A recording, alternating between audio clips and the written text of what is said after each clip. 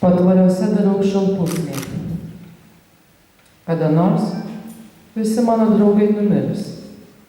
Numirs giminaičiai ir mylimieji, numirs priešai ir nuo žemės paviršiaus dings visi kaimynai ir praeiviai, kuriuos bent kartą buvau sutikusi gatvėje.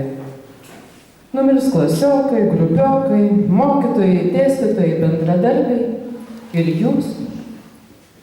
Paskutinį kartą kvapą išleis visi žmonės, su kuriais dėl nesuvokiamų priežasčių dėvėjau tokią pat laiko uniformą, nors taip ir neteko kariauti jo mūšiuose.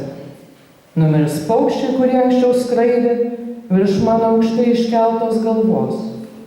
Ir amžiams nutils šunės, kuriuos išvykusi iš miesto girdėdavau staujant šiurpulingomis naktimis.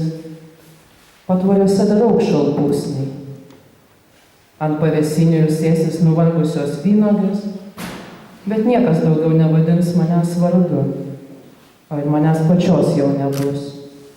Ir tuomet atsargiai, šiek tiek pakreipusi galvą, stebėsiu man svetimus šunis, vynuogės ir šalpusnius. Ir tuomet pirmąsyk iš tiesų regėsiu paukščio skrydį, o pro šalį skubantį porelę supratingai žvilgsniais aplenks solelę, ant kurios sėdžiu. Jie žinos, kad kitaip nei jie, aš iš tiesų matau paukščio skrydį. Kad esu visi mane pažįstami šunės, vynuogės ir šalpusniai.